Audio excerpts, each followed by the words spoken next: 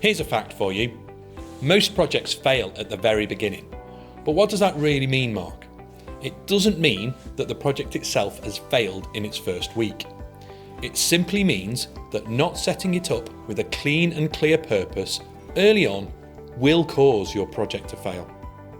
Although you might not realise it until month 3, it's usually those early days jobs that you didn't do that cause the failure. That's why we unashamedly bang on about the importance of starting with why. Picture this. An organisation, or perhaps even a mate of yours, has got a want or a need or a problem to fix.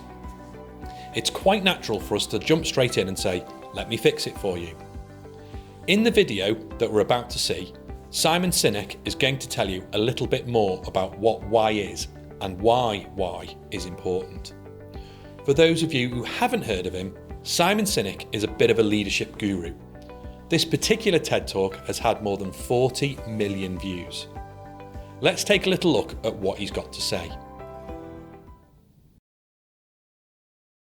So where do you start when you have a program that's about integrating life's passions? Well, you start with why. Why? And that kicks us off for the first speaker tonight, Simon Sinek, and his talk, Start with Why. We assume even we know why we do what we do. But then how do you explain when things don't go as we assume? Or better, how do you explain when others are able to achieve things that seem to defy all of the assumptions? For example, why is Apple so innovative? Year after year after year after year, they're more innovative than all their competition. And yet they're just a computer company. They're just like everyone else. They have the same access to the same talent, the same agencies, the same consultants, the same media. Then why is it that they seem to have something different? Why is it that Martin Luther King led the civil rights movement? He wasn't the only man who suffered in a pre-civil rights America, and he certainly wasn't the only great orator of the day. Why him? And why is it that the Wright brothers were able to figure out controlled powered manned flight when there were certainly other teams who were better qualified, better funded, and they didn't achieve powered manned flight, and the Wright brothers beat them to it? There's something else at play here. About 3.5 years ago, I made a discovery, and this discovery profoundly changed my view on how I thought the world worked, and it even profoundly changed the way in which I operate in it. As it turns out, there's a pattern. As it turns out, all the great and inspiring leaders and organizations in the world, whether it's Apple or Martin Luther King or the Wright brothers, they all think, act, and communicate the exact same way, and it's the complete opposite to everyone else. All I did was codify it. And it's probably the world's simplest idea. I call it the golden circle.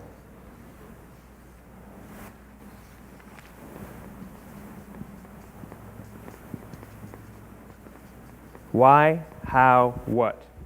This little idea explains why some organizations and some leaders are able to inspire where others aren't. Let me define the terms really quickly. Every single person, every single organization on the planet knows what they do, 100%. Some know how they do it, whether you call it your differentiating value proposition or your proprietary process or your USP.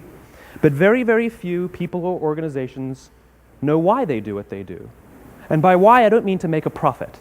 That's a result. It's always a result. By why, I mean what's your purpose? What's your cause? What's your belief? Why does your organization exist? Well, as a result, the way we think, the way we act, the way we communicate is from the outside in. It's obvious. We go from the clearest thing to the fuzziest thing.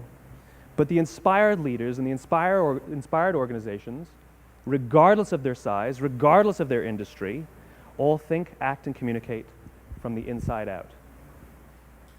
Let me give you an example. I use Apple because they're easy to understand and everybody gets it. If Apple were like everyone else, a marketing message from them might sound like this. We make great computers. They're beautifully designed, simple to use, and user-friendly. Want to buy one? Meh. And that's how most of us communicate. That's how most marketing is done, that's how most sales is done, and that's how most of us communicate interpersonally. We say what we do, we say how we're different or how we're better, and we expect some sort of behavior, a purchase, a vote, something like that. Here's our new law firm. We have the best lawyers with the biggest clients. We have, we always perform for our clients, do business with us. Here's our new car. It gets great gas mileage. It has, leather seats. Buy our car. But it's uninspiring. Here's how Apple actually communicates. Everything we do, we believe in challenging the status quo. We believe in thinking differently. The way we challenge the status quo is by making our products beautifully designed, simple to use, and user-friendly. We just happen to make great computers. Want to buy one? Totally different, right? You ready to buy a computer from me? All I did was reverse the order of the information. People don't buy what you do, people buy why you do it. People don't buy what you do, they buy why you do it. This explains why every single person in this room is perfectly comfortable buying a computer from Apple. But we're also perfectly comfortable buying an MP3 player from Apple, or a phone from Apple, or a DVR from Apple. But as I said before, Apple's just a computer company. There's nothing that distinguishes them structurally from any of their competitors. Their competitors are all equally qualified to make all of these products. In fact, they tried. A few years ago, Gateway came out with flat-screen TVs. They're eminently qualified to make flat-screen TVs. They've been making flat-screen monitors for years. Nobody bought one. Dell came out with MP3 players and PDAs. And they make great quality products, and they can make perfectly well-designed products, and nobody bought one. In fact, talking about it now, we can't even imagine buying an MP3 player from Dell. Why would you buy an MP3 player from a computer company? But we do it every day. People don't buy what you do, they buy why you do it. The goal is not to do business with everybody who needs what you have. The goal is to do business with people who believe what you believe. Here's the best part. None of what I'm telling you is my opinion. It's all grounded in the tenets of biology, not psychology, biology. If you look at a cross-section of the human brain, looking from the top down, what you see is the human brain is actually broken into three major components that correlate perfectly with the golden circle. Our newest brain, our Homo sapien brain, our neocortex, corresponds with the what level. The neocortex is responsible for all of our rational and analytical thought and language. The middle two sections make up our limbic brains, and our limbic brains are responsible for all of our feelings, like trust and loyalty. It's also responsible for all human behavior, all decision-making, and it has no capacity for language. In other words, when we communicate from the outside in, yes, people can understand vast amounts of complicated information like features and benefits and facts and figures. It just doesn't drive behavior. When we communicate from the inside out, we're talking directly to the part of the brain that controls behavior, and then we allow people to rationalize it with the tangible things we say and do. This is where gut decisions come from. Sometimes you can give somebody all the facts and your figures, and they say, I know what all the facts and details say, but it just doesn't feel right. Why would we use that verb? It doesn't feel right. Because the part of the brain that controls decision-making doesn't control language. And the best we can muster up is, I don't know, it just doesn't feel right. Or sometimes you say you're leading with your heart or you're leading with your soul. Well, I hate to break it to you, those aren't other body parts controlling your behavior. It's all happening here in your limbic brain, the part of the brain that controls decision-making and not language. But if you don't know why you do what you do, and people respond to why you do what you do, then how will you ever get people to vote for you or buy something from you, or more importantly, be loyal and want to be a part of what it is that you do?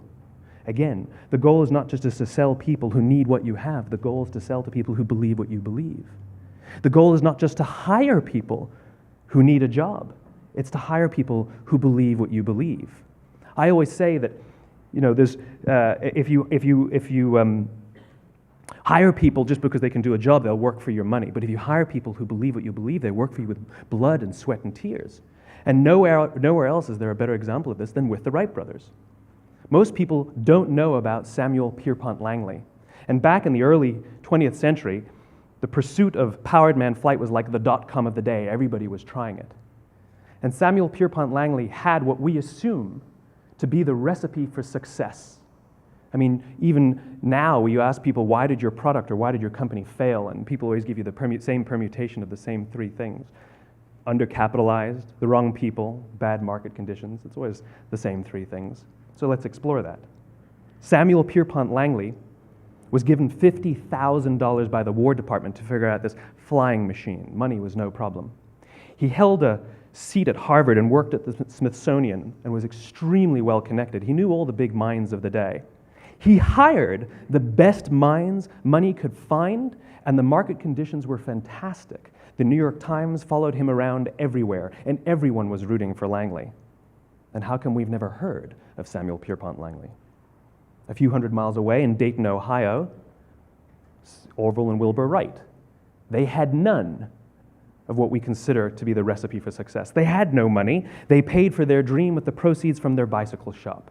Not a single person on the Wright brothers' team had a college education, not even Orville or Wilbur. And the New York Times followed them around nowhere. The difference was Orville and Wilbur were driven by a cause, by a purpose, by a belief. They believed that if they could figure out this flying machine, it'll change the course of the world. Samuel Pierpont Langley was different.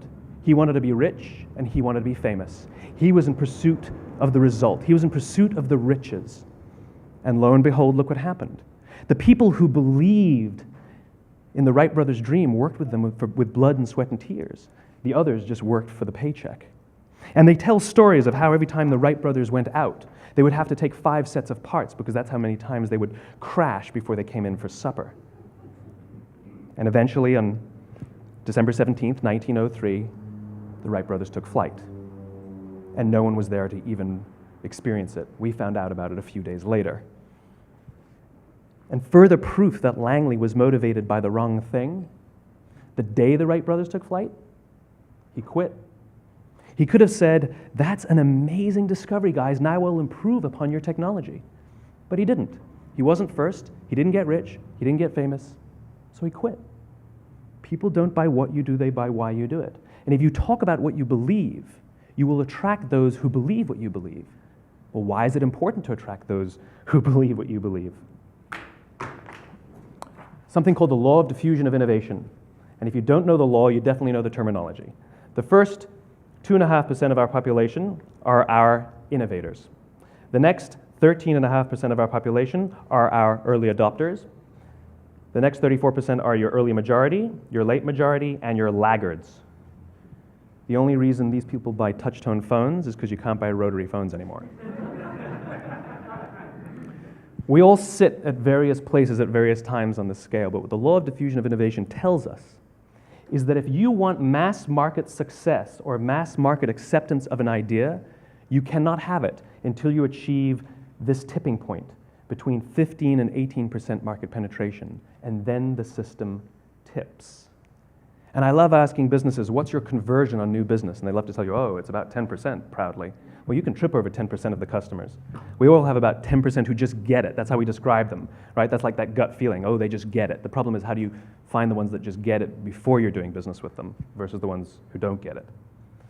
So it's this here, this little gap, that you have to close, as Geoffrey Moore calls it, crossing the chasm. Because you see, the early majority will not try something until someone else has tried it first. And these guys, the innovators and the early adopters, they're comfortable making those gut decisions. They're more comfortable making those intuitive decisions that are driven by what they believe about the world and not just what product is available. These are the people who stood online for 6 hours to buy an iPhone when they first came out, when you could have just walked into the store the next week and bought one off the shelf. These are the people who spent $40,000 on flat-screen TVs when they first came out, even though the technology was substandard. And by the way, they didn't do it because the technology was so great. They did it for themselves. It's because they wanted to be first. People don't buy what you do, they buy why you do it. And what you do simply proves what you believe. In fact, people will do the things that prove what they believe. The reason that person bought the iPhone in the first 6 hours, or stood in line for 6 hours, was because of what they believed about the world and how they wanted everybody to see them. They were first. People don't buy what you do, they buy why you do it. So let me give you a famous example, a famous failure and a famous success of the law of diffusion of innovation. First, the famous failure. It's a commercial example. As we said before a second ago, the recipe for success is money and the right people and the right marketing conditions, right? You should have success then. Look at TiVo. From the time TiVo came out about 8 or 9 years ago to this current day, they are the single highest quality product on the market. Hands down, there is no dispute. They were extremely well funded. Market conditions were fantastic. I mean, we use TiVo as a verb. I TiVo stuff on my piece of junk Time Warner DVR all the time. But TiVo is a commercial failure. They've never made money. And when they went IPO, their stock was at about $30 or $40 and then plummeted, and it's never traded above 10. In fact, I don't think it's even traded above 6, except for a couple of little spikes. Because you see, when TiVo launched their product, they told us all what they had. They said, we have a product that pauses live TV, skips commercials, rewinds live TV, and memorizes your viewing habits without you even asking. And the cynical majority said, we don't believe you, we don't need it, we don't like it, you're scaring us. What if they had said, if you're the kind of person who likes to have total control over every aspect of your life, boy, do we have a product for you. It pauses live TV, skips commercials, memorizes your viewing habits, etc., etc. People don't buy what you do, they buy why you do it, and what you do simply serves as the proof of what you believe. Now let me give you a successful example of the law of diffusion of innovation. In the summer of 1963, 250,000 people showed up on the Mall in Washington to hear Dr. King speak. They sent out no invitations, and there was no website to check the date. How do you do that? Well, Dr. King wasn't the only man in America who was a great orator. He wasn't the only man in America who suffered in a pre-civil rights America. In fact, some of his ideas were bad, but he had a gift. He didn't go around telling people what needed to change in America. He went around and told people what he believed. I believe, I believe, I believe, he told people. And people who believed what he believed took his cause and they made it their own, and they told people. And some of those people created structures to get the word out to even more people. And lo and behold, 250,000 people showed up on the right day, on the right time to hear him speak. How many of them showed up for him? 0. They showed up for themselves. It's what they believed about America that got them to travel on a bus for 8 hours to stand in the sun in Washington in the middle of August. It's what they believed. And it wasn't about black versus white. 25% of the audience was white. Dr. King believed that there are 2 types of laws in this world, those that are made by a higher authority and those that are made by man. And not until all the laws that are made by man are consistent with the laws that are made by the higher authority will we live in a just world. It just so happens that the civil rights movement was the perfect thing to help him bring his cause to life.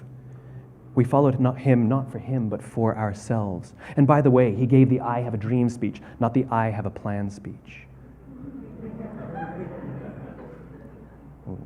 Listen to politicians now with their comprehensive 12-point plans. They're not inspiring anybody. Because there are leaders and there are those who lead. Leaders hold a position of power or authority, but those who lead inspire us. Whether they're individuals or organizations, we follow those who lead not because we have to, but because we want to. We follow those who lead not for them, but for ourselves. And it's those who start with why that have the ability to inspire those around them or find others who inspire them. Thank you very much.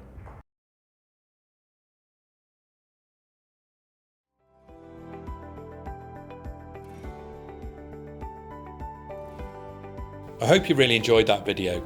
I know I really did when I first watched it, and I've watched it many times since as well. The why can be quite a challenging concept and thought-provoking. Simon's key messages are that successful leaders and organisations don't just work out what is it that they do every day. For example, what do I do all day? I sell computers because my computers are great. Instead, we learned in the example of Apple that their purpose is to develop competitive, innovative ways of working. That's their why. How do they do that?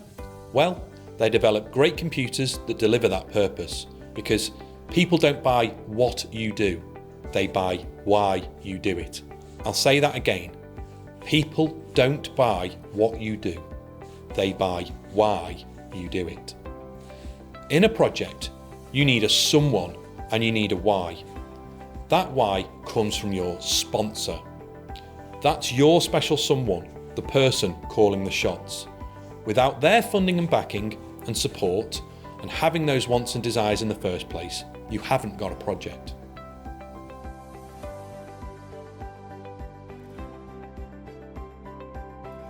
The sponsor is usually a leader or somebody with a bit of welly in the organisation.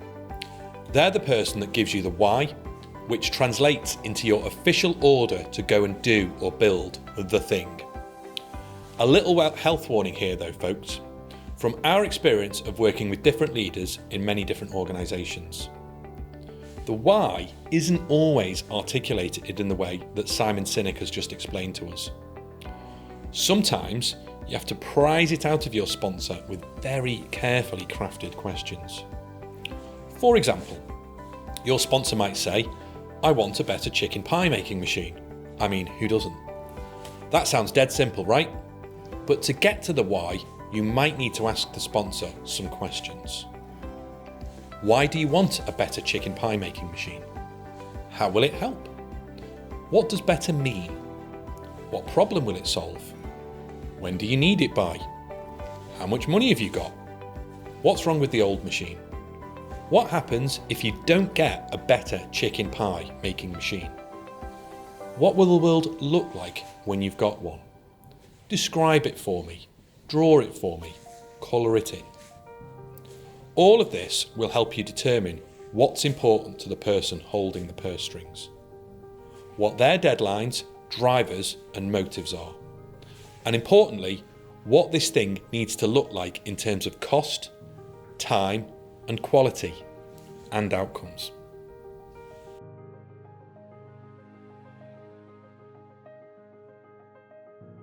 Let's talk a little bit more about time, quality and cost.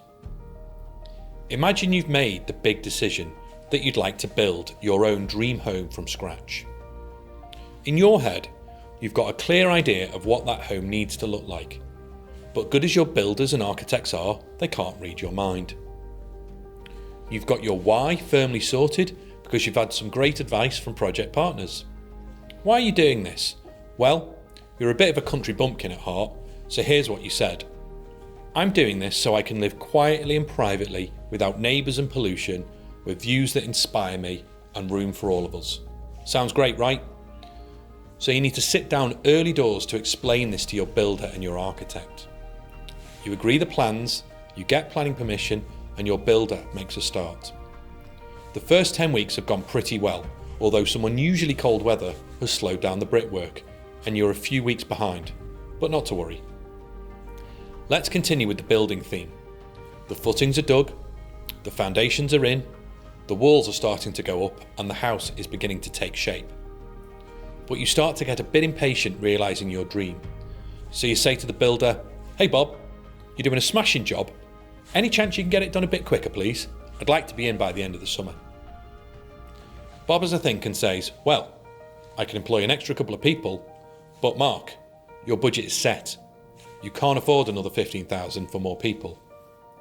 Not to be beaten, Bob helpfully suggests that I set my sights a little bit lower. Maybe I focus on the house build for now, but I wait a bit longer for the patio and the outdoor landscaping and the standard driveway. This all comes back to decisions about time, quality and cost.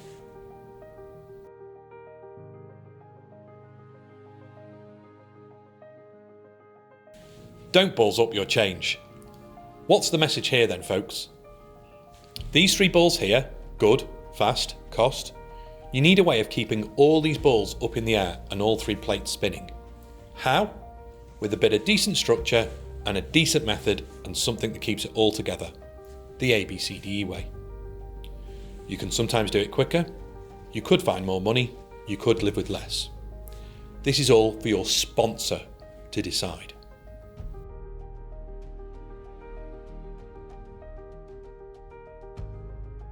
Congratulations! Armed with these decisions and a why, you've got your mandate, and you are the project manager.